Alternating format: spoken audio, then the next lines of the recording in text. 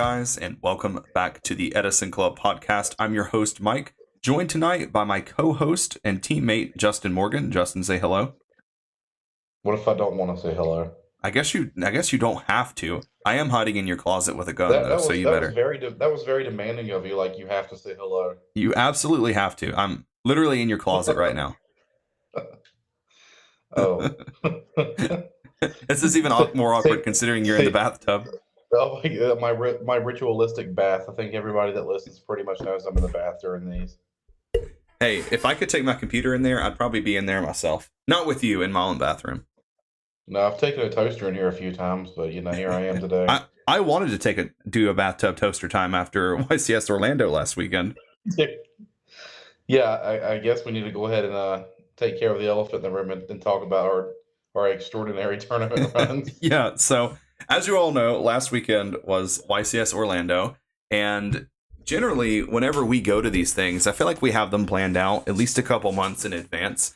And we kind of just decided to go a few weeks before the event. We'd planned on going to a different tournament in a different state, and we were afraid of the overall turnout, how it would be. So we're like, let's just pay a little bit more money, which actually ended up being less money, and go to the YCS because obviously we know that that's going to fire and there's going to be participants there. So we decided to go to Orlando. It was me and Justin, and then Ty from behind the dual disc, and our other teammate Austin, Edison Club Austin Wood. He goes by many names, and yeah, we bit the bullet. We drove all the way from North Carolina to Orlando. It was like 10 hours, and I think for Justin it's like 12 hours because Justin lives in Virginia. Yeah, so it was like 10 and a half hours from me, and then 9.5 hours from where we picked you up at. Yeah, so a long trip to play some Yu-Gi-Oh. So we leave so early Friday morning. We left from my house in North Carolina at 3 in the morning and drove the whole way, mostly at night. So it went very, very smooth. We stopped a couple times, but we get to the venue around like 2:30 because we went by the hotel and checked in first. Yeah, I don't even know if it was that late. Yeah, it was around 2:30, I think. Between 2 and 2:30. Yeah, that sounds Um, right. the drive wasn't that bad down. I think everybody was pretty much awake for the whole drive. Yeah, I was asleep for like So maybe an hour on the way down, but it wasn't very long. no, I went to bed like at 6 the night before because I'm like I'm not going to like go to sleep and take like a 2 hour nap and then drive that long. Yeah, And but the drive there wasn't bad at all, and we actually traffic wasn't as bad in the city as I thought it was going to be. I thought it was going to be like bumper to bumper for like 2 hours, yeah, me too. and part of me was like, that's why I want to leave early so I can make it to the venue and check in. But we got there really, really early. Yeah, we had time to like go around and trade and hang out and play a few games and stuff on Friday, which is always nice. It's kind of like a meet and greet day one. Actually, I usually call that day zero of the YCS, the Yeah, Friday.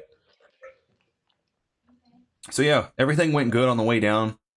We stopped by our hotel and check in. It was a really nice days in. Actually, I guess technically it was a motel, but it had a pool and it had an IHOP in the motel, which was pretty cool. Very convenient there. And we knew some other folks that stayed in the same hotel as us. David Lee, Asian with Cards, was there. Cody Hug, our friend Derek Hill, and probably more people actually we just didn't run into there. It was definitely full of Yu-Gi-Oh players. We saw a bunch of nerds with backpacks every time yeah, we went out. So our hotel was like a 10-minute walk to the venue. I say to the venue because after we got to the venue from taking the Sky Bridge, it was like another 10-15 minute walk all the way to the other end of the convention center where the Yu-Gi-Oh tournament was. It's hands down the largest convention center I've ever been in my life. If you took one wrong turn, then like boom, you were lost. yeah. That was. It did take longer to get from one side of the convention center to the other, and um, I remember walking back from the venue to the hotel like the second day. Me and Ty were going to take like an alternate route. And it just seemed like because we were like, there's no way that the Sky Bridge is the quickest way because it's almost like you have to go in the opposite direction. Yeah, But we were like coming back and we're like, you know what? We're just gonna like it started to feel like it was longer actually going the outside way. So yeah. it was positioned awkwardly, but it worked out. And if you go away where you don't take the sky bridge, you end up having to cross the road, which is kind of sketchy.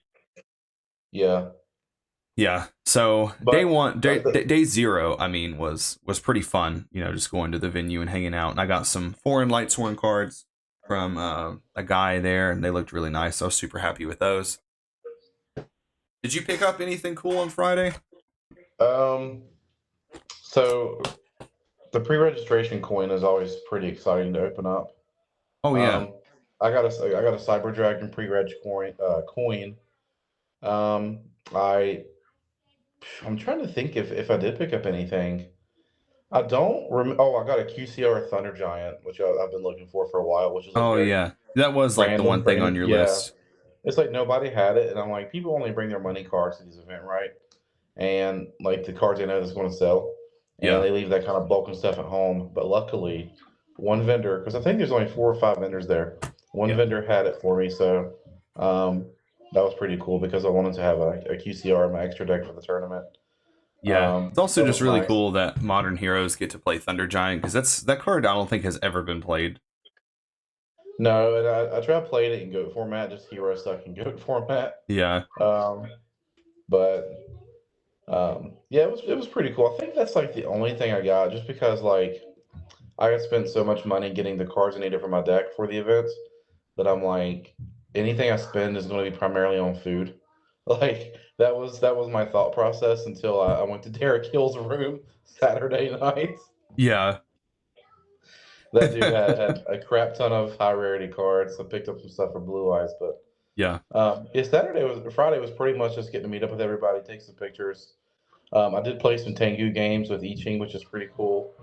Um, I think me and I Ching were like the only two people that brought Tengu decks with us for the whole weekend. Um, and then just watching everybody do some test playing and stuff like that. So that was pretty much all Friday was for. Um, Yeah. And yeah, Saturday. Friday night we decided we wanted to go get pizza, so we went to Giorgiano's Pizza in Orlando. We met up with our friend Chris Sagner, aka Frozen Soul, and had pizza. So it was us four, Frozen Soul, and then our friend Ethan Slaughter, and that was a lot of fun. Just hanging out, eating some pizza, some deep Yeah, dish pizza. I feel like I dragged you guys there because like it was so hard to pick a place because like Frozen Soul lives down there and he's like so critical of like most of the restaurants down there. Yeah, he And definitely knew I all the good was food spots. yeah, I um I was like, man, we really got to go to this pizza place because truth be told, I was like looking at this pizza place for probably like 3 or 4 days before we went because for me like food's the best part of the trip. Yeah, And I was like, dude, I've been really wanting one of these like Chicago style deep dishes for so long, and it was like $50 for a pizza. it That thing was. fed 4 people. It And did. It very easily fed four people. my only complaint about the pizza was like it wasn't really hot in the center, and it almost led me to believe that like they used because what they do they sell frozen pizzas on their website, and I'm guessing they make them in shop and just when they sell them online, and it just felt like it was a frozen pizza that had been put in the oven, and that's why it came out warm as opposed to hot. Yeah, Because to me, if a pizza takes 45 minutes to cook, and it should be pretty hot when it gets to your table, like if yeah, it's fresh I as agree. the order, right? Yeah. So, but other than that, I thought it was pretty good. I think we everybody spent like what 20 some dollars a piece, and we Yeah, got appetizers and got a huge pizza, so it wasn't bad. yeah, and the pizza, Definitely an even though it was a experience. little warm, it was still very very good. That thing was very. Oh yeah, It don't was get me thick. wrong, it was delicious.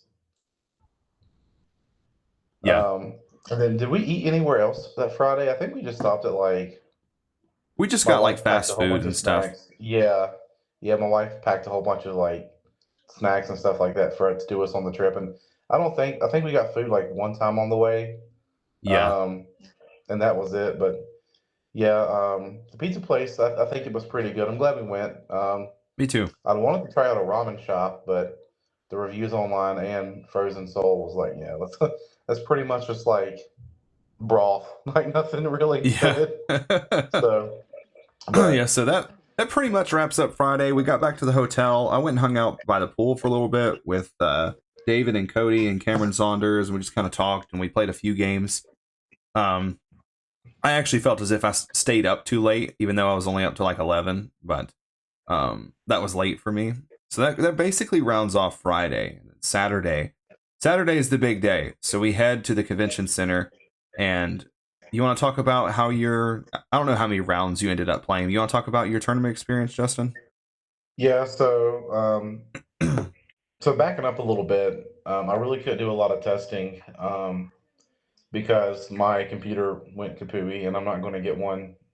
I didn't want to get one like I didn't want to spend that kind of money right before a big trip like that, and get a new computer to test. So pretty much my testing was delegated to, and for reference, I played advanced format, so my testing was relegated to talking to other players, online, and or not online, but like I have several chats and everything I'm part of, and we all get together and talk theory. And um, I'm in this chat called the Justice League, and it's a big group of like hero players, and it's the best ones like Nathan Christmas, who topped Nats a couple years ago with Hero, then Blake and Carlos, both who have pretty big hero centric YouTube channels. Very We all get cool. together and talk about theory. Do what? That's really cool. Yeah, and after I got my invites last year, I got invited. Blake messaged me, and I got invited to the group chat. And I thought it was really, really cool. So Carlos went to a Las Vegas regional, which is Las Vegas regionals are pretty big, or not Las Vegas, but Santa Clara, California. Yeah, They're like 600-700 people, so they're huge. So that's like pretty much that's I think it's a fair testing ground. Um, to try out new stuff. And been talking to Blake and everything, and I come up with this like a 60 card build, which I've never played 60 cards before. I never played the grass decks, or grass was a thing. I never played any kind of like I never played that kind of deck. And the new support, I had theories and basic like lines of play that I knew, but I just didn't know how it was going to stack up into this kind of meta, which is like a very small meta because we have the Blue Eyes deck coming out in 2 weeks, which is going to, I think, change the landscape quite a bit. So I get to the event. First off, I'm stressed out as crap because I had ordered some fairly expensive cards beforehand, and I was going to just pick them up at the event. And I'm talking about like $400 worth of cards, yeah, just so I can play my deck. And it's crunch time because people are coming in late, which is, I get it and everything. And I think it was like 20 minutes before the start of round one before I got the last cards I needed in hand. So that was pretty stressful too. Um, but round one, I went up against the best deck in the room, completely lost. Um, the round two, I was talking to you after round one how about pretty much how I got sacked. And I yeah, mean, it's not like I wasn't saying, oh crap, I got sacked. That's unfair. It just happens. I got hit with like the Mulch Harmony, which is like, for those that don't know, it's like a max C pretty much. So I hit with one of those, and then round two, I did the same thing to my opponent. So I'm like, well, now he's on the receiving end, so I can't complain too much because I played the same cards, yeah, and ended up winning round two. And then I told myself, well, if I lose round three, there's just pretty much no chance of me getting in, right? Because like we all know, you play typically the worst players the first few rounds, or your easier matchups. And so round three, I lost. And it's funny too because round three, I get to the table, and the guy's just looking at me, and he's like, "Dude, you look familiar. Did we play in Niagara?" I'm like, "No, I didn't go to Niagara this year." And he's like, "I remember I played you somewhere." And the more I thought about it, the more familiar he looked. And we ended up actually playing in, I think it was Raleigh, where I went 6-3, oh, okay. and I beat him in round three of that tournament, and he was on the best deck in the room. And this time he was on the best deck in the room, and he beat me. And so we thought it was funny, like such a small world, you know what I mean? Like a year later in Yeah, a different part of the country, the same round out of 2,200 people, I end up playing the guy that I beat last time we met. So it was pretty fun. It was a close game actually. And then we're like joking around. We got to have a tiebreaker next time we go to an event. Um, so at that point, I was already X2, and I was like, you know what? I didn't anticipate that I was going to do well. I just sort of wanted to see what my deck could do, and I'm yeah, not disappointed. I'm like, there's plenty of side events going on. So I was like, I'm just going to drop, and because to me, like, there's nothing worse than waiting in between rounds for another round to start. And I was like, well, the rest of the day for me is meaningless, and there's a good chance I could wait for 45 minutes for a round to start, and my opponent, like, it could be a bye. You know what I mean? yeah, And I'm not. I could stay in and like ruin other people's chances per se, but I just wanted to go around the vendors, sign up for some side events. So I signed up for Speed Duel event because I have my Speed Duel deck, and I'm like, well, nobody plays this format anymore, and I was right. It took forever to get the event to kick off, um, but there are people that live and die for that format. And there was one guy that I played round one, and he flew in just for Speed Duel, which is insane to think. Wow. Didn't play any other formats or anything. He had like a briefcase that had like tons of Speed Duel decks. I sit across from him, so I already knew I was cooked. I was like, this guy lives and breathes for it. He's probably playing some kind of jank I've never heard of before. And sure enough, he was. And because in that format, like you can't just pass turn usually because you only have 4,000 life points. Yeah. And I'm like, oh, I got an OTK hand here as long as I can make it the next turn. And I just got blew out of the water, but I did pull a $140 some card out of my tournament pack, which is crazy to think that Speed Duel tournament pack cards still go for money.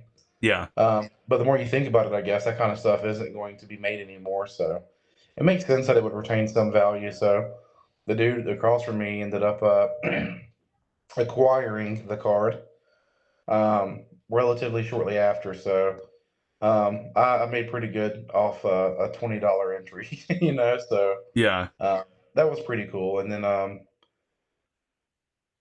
think that's all I did. I only played the two events that day. I think everything else was oh, I went back to the hotel room because I'm a huge wrestling fan and the Royal Rumble was on. So I grabbed some food and headed back there. Yeah. Yeah, that was fun watching the Royal Rumble. So that basically concludes like your day one experience, right? Yeah. Okay. All right. So for mine, everybody strap the fuck in because this is about to be a wild ride. So we wake up early Friday morning. We get to the venue. We get there because our side event, Ultimate Time Wizard, is supposed to start at 11. Immediately when I get into the room, before there was even any kind of suspicion, I was like, there are not that many tables here. You know, like it's just not that big of a room to put all these people in. So I'm just like thinking like, you know, well, they have to have had a plan, you know, to get all of this sorted out. So round one of the main event fires up and I'm looking and there are literally 2 tables that you can sit at. Probably enough to hold like 50 players at one end of the venue. And I was like, you know, this isn't good. Like there are all these public events, Speed Duel, Time Wizard pods, you know, like whatever else, other Attack a Giant cards, LCQs, if that's a thing, I don't know, regional flights, whatever. That all of those events, like there's no way they can be held with 2 tables. So by this time, it's like 11:30, 11:45, and we still don't really know anything. And they start making announcements that it's going to be delayed until they're able to have room for Ultimate Time Wizard to fire off. So essentially, they were just waiting for people to drop out of the main event and free up some table space. So our event starts like 2.5 hours late. We finally get started at 1:30. Shout outs to Patum. He was the head judge for the event. My only complaint about the way the event was ran is that they still need to get that poor man some kind of sound system to where people can hear what he's saying, because the little walkie-talkie thing that they give him is just not enough for everyone to understand what he's trying to say. So that's definitely something they need to improve on as far as side events go. I'm not going to go down the rabbit hole talking about prize support because that's kind of been worn out 1,000 times. But my main complaint right now is get that man something that he can, you know, really project with, because he was really trying, and that's not his fault at all. It's just whoever runs the side event. So pat on the back to Patum for running the event. I heard no complaints about rulings or anything, or just the way the overall tournament was ran. Very smooth. So round one, I play against Alex Flamer, who I don't know, but I knew that name was very familiar. And I didn't know where I knew him from.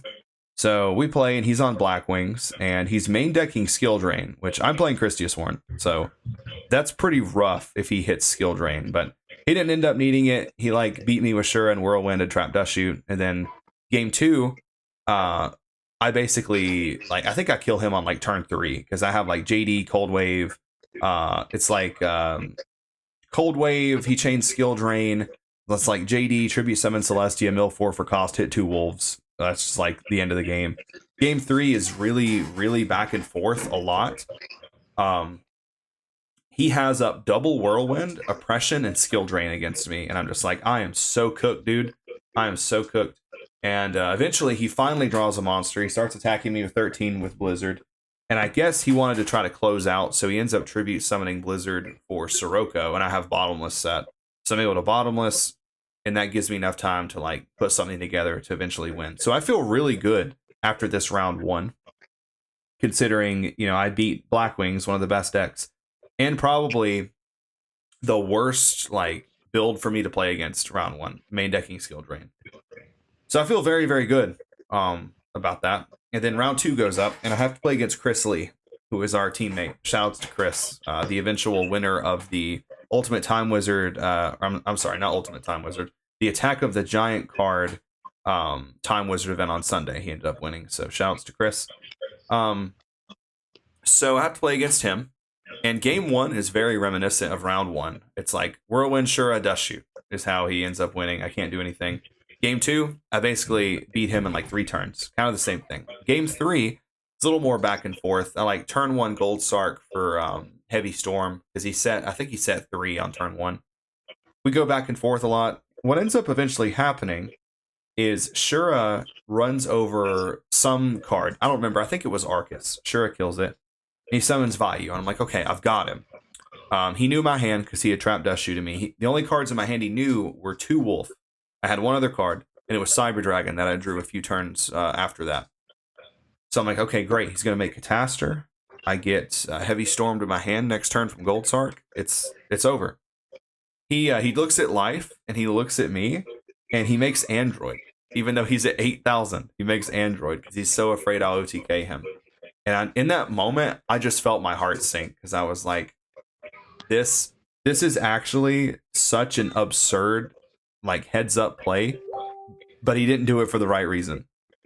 And I literally lose because I can't get over Android. Had it been Fortress Dragon, or had it been Catastor, I just heavy the 3, summon, make Fortress Dragon, game's probably over. So that really sucked.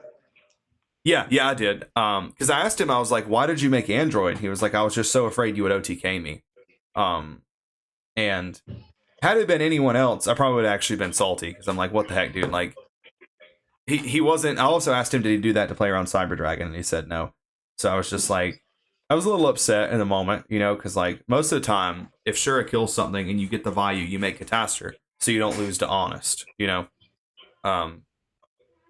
But it is what it is. He beat me fair and square. So shouts to Chris. Always nice to play against Chris. So I'm not really going to sweat it because that's sometimes Blackwings can be that way. Round 3 goes up. I play against our friend Justin Baker. So this is now me playing out of 300 people, 2 people that I go to locals with every week. 1 person that was on my team. So I have to play against Justin Baker, and he does like the Gear Frame. I think he has Gear Frame, Machina Fortress, and Dust Shoot going first. So he wins game 1. I win game 2 in like 3 turns. You'll see like this repetitive pattern of me winning on like turn 2, turn 3 when I go first. And I also lost every dice roll. Not to mention previously when I played against Chris, he rolled 3 and I rolled Snake Eyes. Then when I played Justin, I think he rolled like 7 and I rolled Snake Eyes. So I also rolled Snake Eyes 2 rounds in a row. We get to game 3 against Justin. And it's pretty back and forth, or it starts off with me going Foolish Burial Wolf, Summon Wolf, set Oppression. I'm like, I should be completely fine. So sure enough, he goes like Gear Frame, Get Guy, Summon Fortress, Oppression. I'm like, I should be A-okay. He doesn't even have back row to set. So I like swing over the Gear Frame, do some stuff here and there back and forth. He takes a couple 21s. Eventually he tops Lightning Vortex. Lightning Vortex is away my Wolf, summons Kaiku, which isn't the world's worst thing, because at this point I haven't really milled any cards, so I lose like Foolish and Wolf. So I'm like, I should be able to top deck out of this. Well, I end up, can't get anything going to mill. The next turn he summons Fossil Dyna, hits me for 3,000. I draw to 4 cards in my hand the next turn. My hand is like multiple Wolves and like Christia. And Standby Phase, flips over Dust Shoot, and sends back my Arcus. And then I die. So when I say that I lost every single game I lost, to trap dust shoot. I am not kidding. I have never been trap dust shooted basically every game I played in throughout a tournament run. Um, Even like the first 2 rounds when I went first and won, I still got dust shooted those games. My hands were just good enough to be able to win, so it didn't matter. But yeah, so after that, I was X2, so I just dropped out because you can't top X2. And I was disappointed. I do have to say that I was disappointed. I prepped and I played a lot of games for this event, and I made a lot of changes through deck building by the playtesting, which I do not regret. I think that my deck was extremely optimal. I have no issues with the deck whatsoever. I just lost to just Edison format variants, and that's just not something that you can playtest against. Like I always say, like you can't outskill luck, you know. So that was just one of those things. It was just a trap dust shoot kind of day. Yeah, hand knowledge is just so important, really, in any format. Yeah. But in Edison, it's often just a death sentence. Yeah. Um, In one of those games, I got dust shooted. I don't remember who it was against. I was going second, and I opened up 3 solar recharges, but my only name was Wolf, and they just dust shooted back the Wolf. So if I had one more name, I should win that. I should actually pretty much be able to OTK out of that. So it was just like one thing after the other was just against me. yeah, so tell us what you did to solve the issue. To solve the losing issue.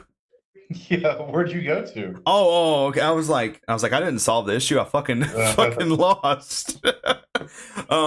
So after I lost to Justin Baker, I walked and found Ty, who I found out dropped after round 1 because he got paired up against Frozen Soul and got 2-0'd in less than 5 minutes by Twilight. So neither one of our days. So I was like, I don't really want to be here. I don't care about playing in pods to get a Tengu mat. I was like, let's just go eat somewhere. And there was a Red Lobster across the street from our hotel. And I know what people are going to say. That place isn't good, whatever. This Red Lobster had gone through the restructure. If you didn't know, Red Lobster has a new CEO. They've been restructuring all the open restaurants. Basically, from what they told me, if the Red Lobster is blue on the outside, it's been repainted.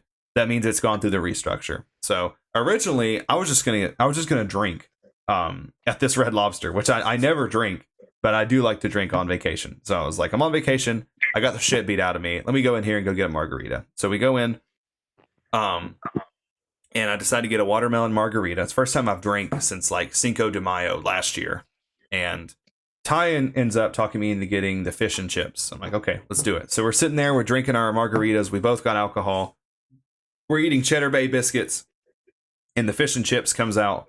And when I tell you that this is top 10 meals I've ever had in my entire life, I can't speak for every Red Lobster location. This one was 100% an S tier experience, 10 out of 10. The fish was immaculate. The fries were excellent.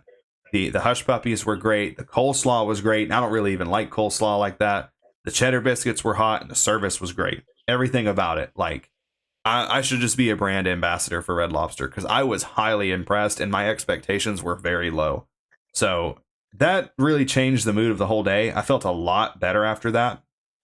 And I think by the time we got done eating, we got back to the hotel, and it wasn't but like 10 minutes later you showed up, and we started watching the Royal Rumble, and that was a lot of fun. I used to really be super big into WWE when I was a kid, and still do watch it from time to time, but I haven't watched the Royal Rumble in years, so that was a lot of fun to do that. Yeah, that was before we came on this trip. I was like already expected not to do so well, and which I mean, I guess isn't a good mindset to have, but it's a realistic mindset to have with the deck that I was playing, and I was like, I'm just going to have a good time and Yeah, just to get away from the real world just for a little bit. yeah, And hanging out with the guys in the hotel room and watching that was pretty cool. it was. Me and Ty had went down to the IHOP to eat, and this IHOP, we had an IHOP, which is really nice, attached to the hotel. It was open 24/7, so we didn't have to worry about like driving to get breakfast or worry about any of that. We could beat the traffic and get there and eat. And so me and Ty are eating Saturday, and I think you guys might have fallen asleep at this point. and or, no, we're still awake, but we went down there. We were getting food, and our waitress runs up, and Ty just has this like look on his face, like I got to tell you something. And when she walks away, he tells me that she looks like a thumb. And my first thought was in Spy Kids, like those walking thumbs, whatever they were. And then I just couldn't get it out of my head. And I was like, dude, here I am, 32, almost 33 years old, laughing at someone who Ty thinks looks like a thumb. And I was like, I don't know if I'm really tired or what. And so Ty is eating his food, and this woman comes in, and she's talking, I guess, trying to get a table or whatever. And he turns around, and let me tell you that her backside is so big that when Ty turns around, he's almost nose to ass crack with this woman.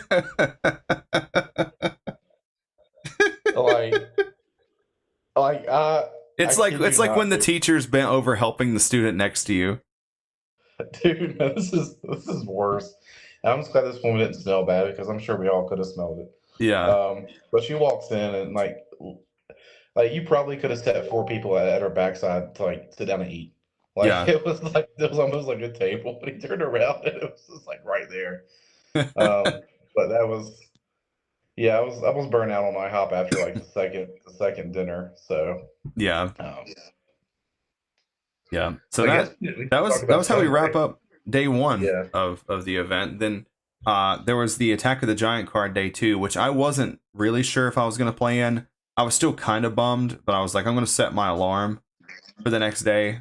And I set my alarm for 10 p.m. instead of 10 a.m. so I didn't wake up in time to go play in it, which I really regret actually.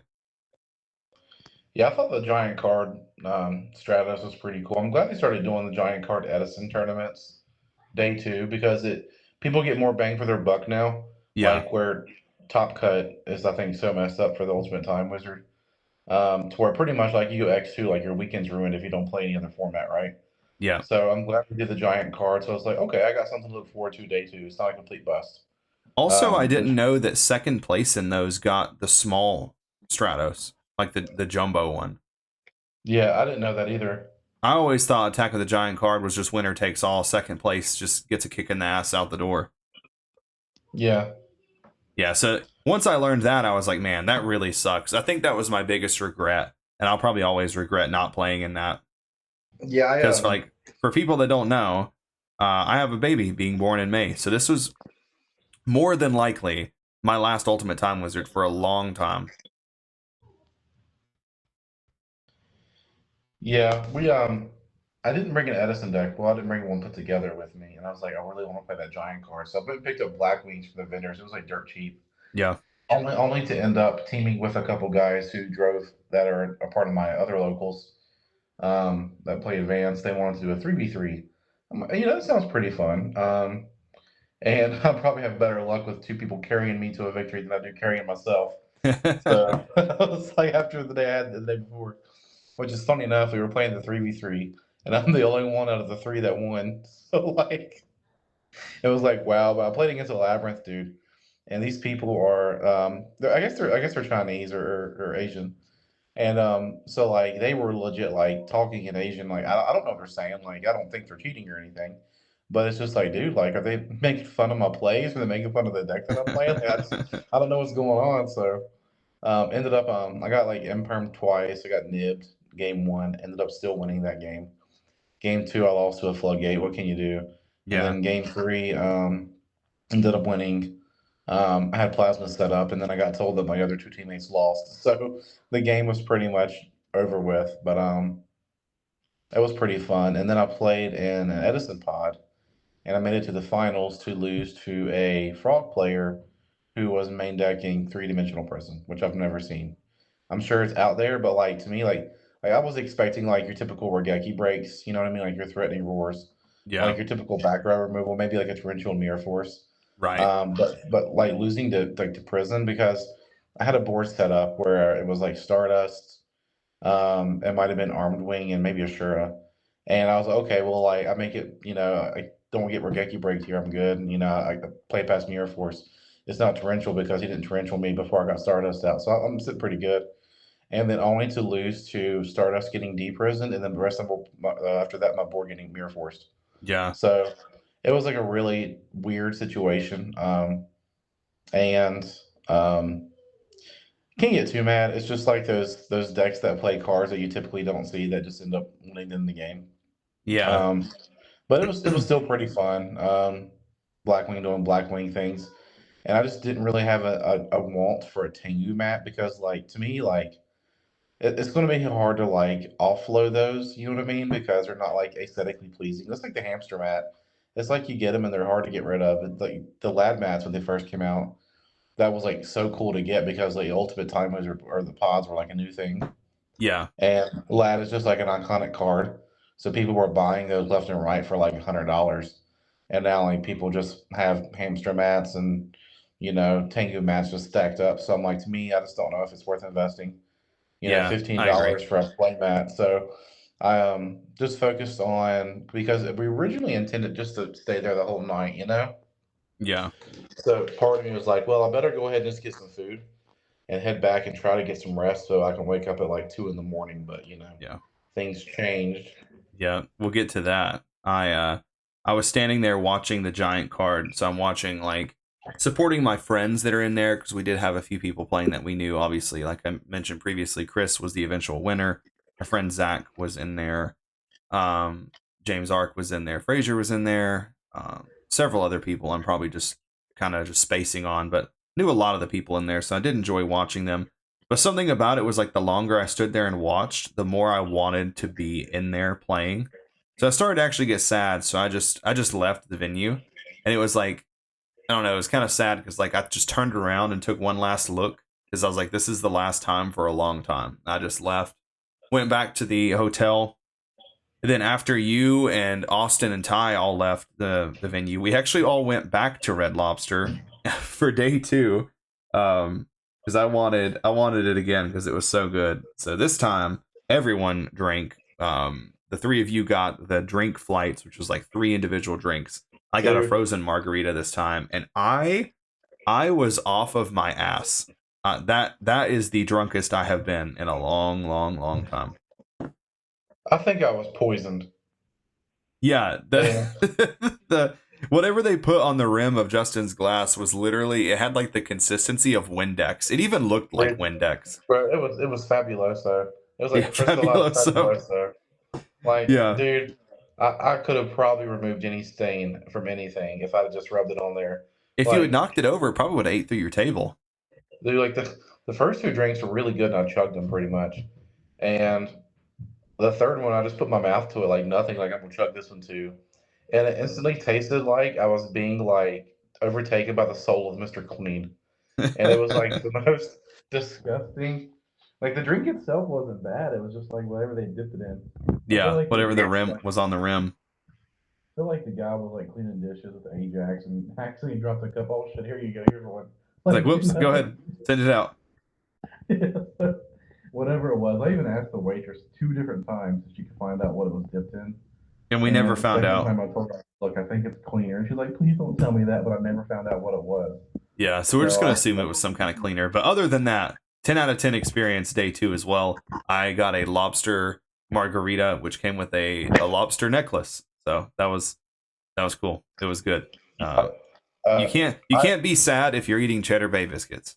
it looked good, and I'm sure it tasted good. I just don't remember what it tasted like because after drinking that, everything just felt like it was not what it should be. It was one of Um, those. It was dangerous. It had like 3 different kinds of alcohol in it, but it was frozen, so it just kind of tasted like you were drinking a slushy. So I yeah, drank like a quarter of it in like one whole sip, and then once I started eating my food, like the room started to spin. I was like, oh boy. So I looked at our friend Austin. I was like, can you drink a little bit of this? So there's a picture of us both like drinking out of a margarita. Because I was like, if I drink all of this, I will be gone. I'll either and be very angry the rest of the day or I'll be hilarious the rest of the day. There is no in between. the funny part about this is we're all buzzed, possibly poisoned, and we all decide to go back and say, hey, you know what? Let's sleep for an hour and then drive 12. Yeah. So we went back to the hotel and we slept.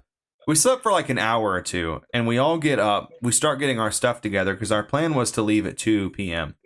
And I look at you and I'm like, hey, do you want to just leave at midnight? And you're like, dude, what if we just leave right now? So we all packed up all of our stuff. We were all just so ready to just leave. Packed up all of our stuff. We hit the road and we drive for like 45 minutes. And this is when we have a new obsession that we stopped at.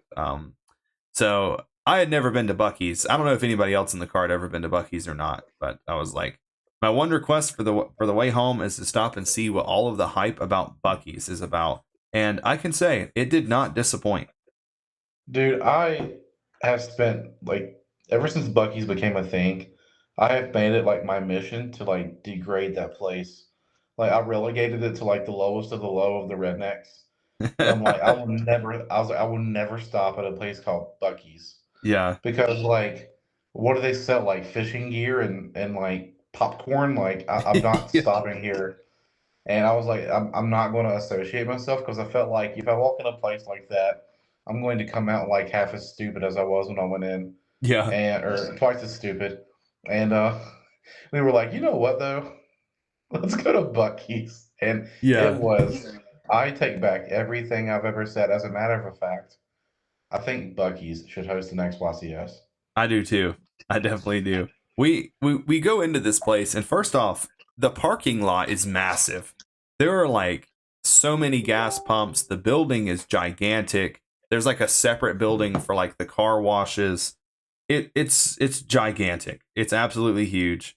And we go inside, and it kind of looks like a gas station when you first walk in, because there's like checkouts with like cigarettes and candy and stuff. But then you walk a little bit further, and it is like there's clothes, there's merchandise with like the little beaver guy on it. It just goes on for forever. And you go and you look at all this stuff, and they have like a whole like butcher's counter where you can get like fresh brisket, sandwiches. You can just buy meat that you want. Literally anything that you want, that place had it. They had toys, they had necklaces, they had earrings with Buc-ee's face on it. Yeah, they had beaver I can't, nuggets. I can't imagine any woman that is like, baby, I love you so much. Thank you for my Buc-ee's necklace. He went to Like, Buc-ee's. please make a commercial. He You went to gotta make Buc-ee's.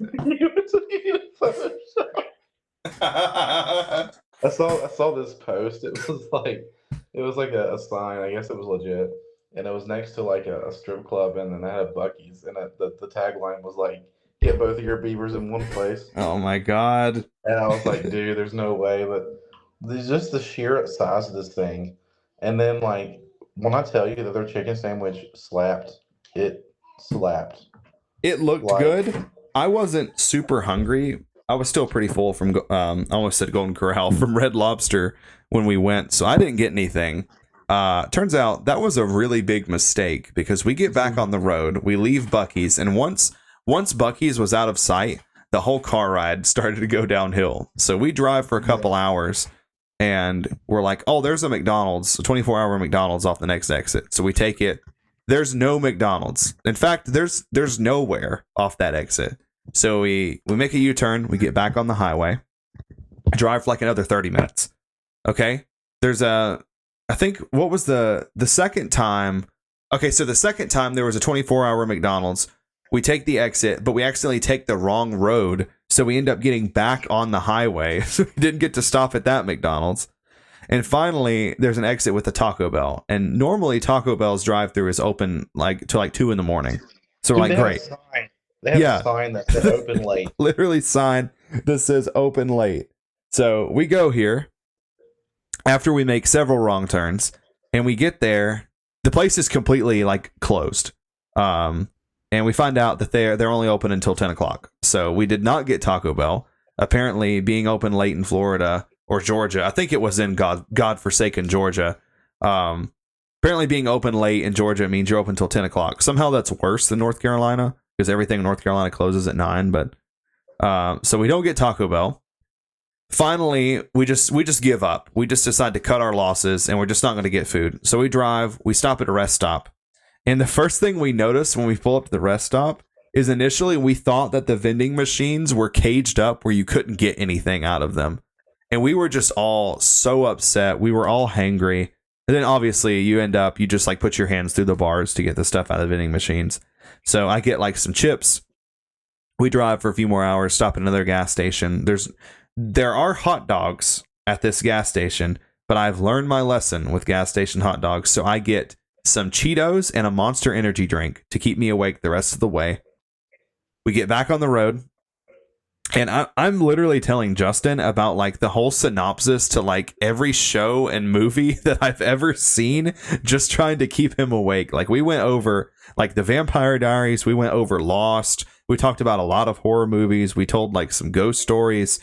Dude, you had me so shook that like I think that is what kept me awake the most. Yeah. Is like if I fall asleep, dude, I'm like, well, first off, I'll probably die because I'm wrecked. But like some demons want to slip in the backseat. We told a lot of ghost stories. And Justin was like, dude, now I'm afraid to drive home by myself.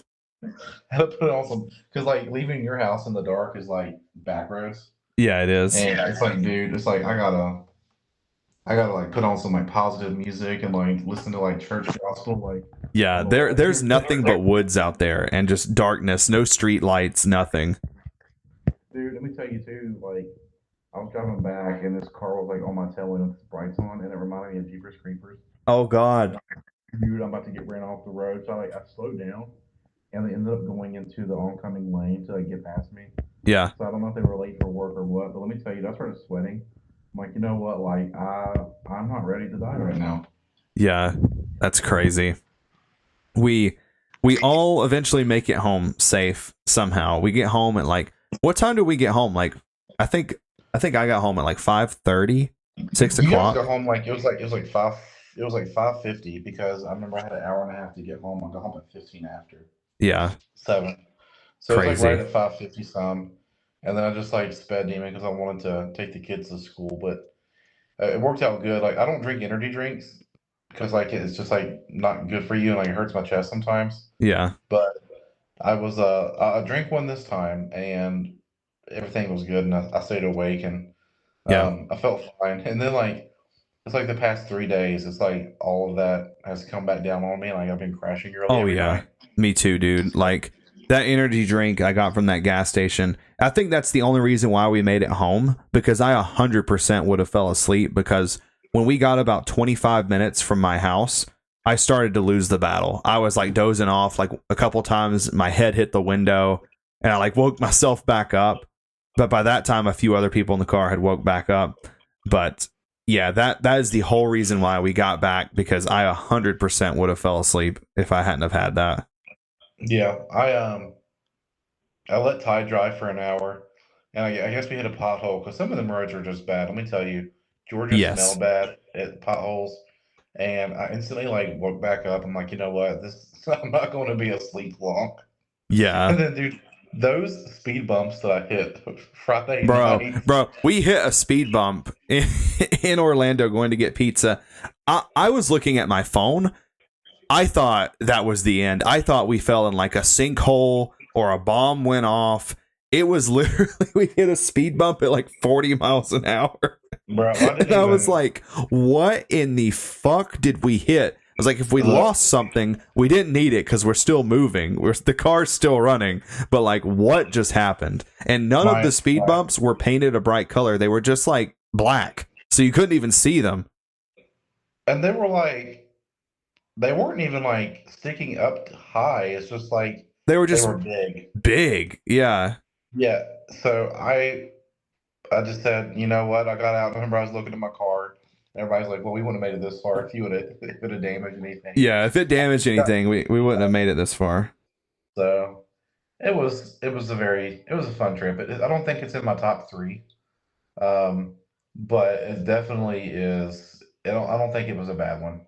No, it was definitely a lot of fun. I would do it again. I would just make sure I actually woke up on time. Yeah, and I was like, man, I really want to go to Rhode Island, to Providence, because it's about the same distance drive. Yeah, but just after that drive, I'm like, I'm debating it. I don't really know. Yeah, it was long. I think. So when we went to Chicago for 2017 Nats, I think it was like 11 and a half hours from North Carolina. But for whatever reason, it didn't feel as long as the drive to Orlando. Yeah.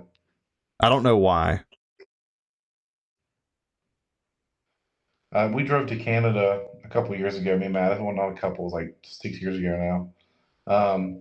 He drove the whole way, so to me, it wasn't a bad drive because I didn't drive. Yeah. But honestly, the drive back, I think, was just, it felt so much longer than the drive there, and I guess because we were sleepy. Yeah, it definitely did. But I guess that hour-long detour to Buc-ees probably didn't help either. I do not regret going to Buc-ees. I really enjoyed going there. Yeah. The best part about going to Buc-ees for me was, so like normally when I go on trips, I'm very over prepared. One thing I forgot this time was I did not bring my fingernail clippers. So I had a cuticle on my pinky the whole weekend that was like painful, and it kept getting hung over stuff, and I kept trying to like rip it out and I couldn't. I tried to bite it off and I couldn't. So when I went into Buc-ees, it was like some fingernail clippers hanging there with the beaver on it, and it was like a golden light surrounding it with like angels singing in the background. And I bought those things so fast and finally cut that thing off, and it was like, that was the best part of Buc-ees. Bro, let me tell you about being prepared. We went to a gas station, me and Ty did, Friday night when you guys were asleep, or Saturday night, and they could only take cash. And this kid, I mean, he's got to be like early 20s at oldest. He's like rushing in the store. He's like freaking out. He's like, I don't know. I don't know what to do. I don't know what to do. Can I get some cash? Can I get some cash? And he wanted to buy a pack of condoms. And My so guy was trying to get freaky. so being like, you know what? I got you. He ended up cash apping me $8 so we could get those. My man was stressing. He's like, please, I gotta have these, dude. While this is happening, this man is like trying to get in the front door, and he's like yelling he needs help and something on the gas pump. I didn't pay no attention to him, only to find out this guy has one leg. And by the time we get back out to help him, this dude has already pumped his own gas and he's getting back in his car. And I felt like a jerk. Damn, I'm dude. like, you need any help? You need any help? He needed some help, dude. He was on his last leg. Dude, shut up. He was on his last leg, dude. He needed some help. Oh my god. But all in all, it was a good trip. I think the most disappointing part of it for me is I've gotten a lot better about like walking away from tournaments and not being upset about, the result. The most upsetting part for me was just the fact that there was nothing that I took home from it other than the fact that like Whirlwind and Trap Dust Shoot are cards you probably just can't win against. Yeah, it's an uphill battle, and sometimes it's just best to move on to the next game. Yeah. Because at the end of the day, like, people can say skill issue, but sometimes when your opponent just knows everything you have and what you have to begin with isn't optimal, there's just no winning from it. Yeah. Like imagine just taking like a neg 1 at the start of the game and then revealing your hand, and then they get to see, they know everything that you have. Like it just makes it so much more difficult. On top of them like getting that raw +1 off of Whirlwind, it just makes it almost impossible to actually be able to win. So all I can say is, on to the next one, which won't be Ultimate Time Wizard for me for a while, unless one pops up like in Raleigh or something within the next month or so. But I don't think that's going to happen. But yeah, I'm going to focus, I guess, I got Nats coming up here in a few months. Yeah. So I'm probably going to focus on trying to test for that with a real deck. I will say, too, let me add this very quickly. Historically, for whatever reason, and this sounds completely and utterly illogical, and I'm willing to admit that it does sound completely and utterly illogical. For some reason, whenever I test and grind very hard for an event, I almost always do worse than if I just don't sweat it and just go and play. It's illogical. It doesn't make sense. I'm willing to admit that does not make sense. But for whatever reason, it kind of continues to prove itself time and time again. Yeah, we've had many conversations about this. We could talk about this in a whole separate podcast. Sometimes it's just best to just relax before the trip and then just go there and do all the playing there. And it's Yeah. like, Cameron was, playing some test games the day before. Not me and him specifically, but when we did, we played Goat versus Tango, and Goat won, but Yeah. Cameron like losing big time that day in testing, and ended up actually doing fairly well in the main event. Yeah, he did. Uh, Shouts to so Cameron I think, Saunders. yeah, I think with a format like Edison and going to a big event like that, you can just expect to pretty much play just about any deck. And I think people that like try to prep for like these off the wall decks, it's just wasting their time, because at the end of the day, people are going to be playing the best decks, um, and the proven decks. So to me, like, I think play testing per se is just really not a thing in Edison format. And everyone, has different opinions on it. Yeah. But the events where you don't do anything, you just go wing it. It's the events you do best at, like when you got top four, um, Yeah. at the Ultimate Time. You didn't even touch a card physically the day before. I know you didn't, No, because I I was trying to didn't. get you to test. I was trying to get you to test play, and you're like, no, I'm not, because I always do bad. And Yeah. you ended up doing very, very well. So I think going forward, I think that's just the approach to take, because whether people believe in it or not, I do think that there are rituals that people have that just work for them. Yeah. And I do believe in that kind of stuff. You know what I mean? I just it's like, I don't know if people believe in oracles or fortune telling or anything like that, but when you go to these events and it's just proven that you do well when you don't overthink it, when you don't test play, um, it's just your thing, and it's there's nothing wrong with that either. Yeah. I think so. I think that test play is important, but I don't think I do better when I don't test play. I think I do better when I don't grind, if that makes any sense. I think that It does. had I played the original list that I had, I think that deck wasn't nearly as good as what I ended up playing, and I came to that conclusion through testing. I think that I just focused way too hard on little things and just spent way too much time trying to grind, because ultimately, like, at the end of the day, I just lost to my opponents seeing Trap Dust Shoot and Whirlwind, and like perfect openings, like losing die rolls by rolling Snake Eyes and stuff like that. And that's nothing that I could have changed or controlled. Yeah, I've also noticed too with the grinding before an event is like sometimes you just get burnt out on the game itself. Yeah, So when you actually go play the event, you're just tired of playing by that point. yeah, And yeah. whether I you agree. like whether you're thinking that at the moment, it's there. Like you're already mentally exhausted from thinking, and it can affect your gameplay. To whereas like I like to have that feeling too of like, okay, like I haven't played that much. I'm excited to just go play. Yeah, And that's how I felt going into this event. Not that I didn't do well, but I was like, I think I had more fun playing the matches that I did, because I hadn't spent 3 or 4 hours a day grinding, trying to figure out combo lines just to go be exhausted when I get there. Because at the end of the day, like, this isn't a job. This isn't like a chore. I don't want it to get that way. yeah. Me either. I agree 100%. Okay. Well, I think that pretty much rounds up our YCS Orlando recap. Justin, anything that you want to add before we wrap this up? No, I'm good, man. Had a blast, and ready to see what's next. Yeah, me too. All right, guys. Thank you all so much for listening. We do accept listener letters and fan mail. You'll find that email address in the description of this podcast. It's the EdisonClubFanmail at gmail.com. Send us a listener letter, some fan mail. We always love to hear from you guys. Enjoy reading them on the show. So that's about all we have for you guys tonight. Thank you all for listening. This is Mike and Justin from the Edison Club signing out until the next one. Hamster Ryko Caius, Hamster Ryko Caius. I go check the pairings, I'm like, don't know who this guy is. Hamster Ryko Caius, Hamster Ryko Caius. 2-0 every round, man, and I ain't even trying. It's just Hamster Ryko Caius, Hamster Ryko Caius, Hamster Ryko Caius.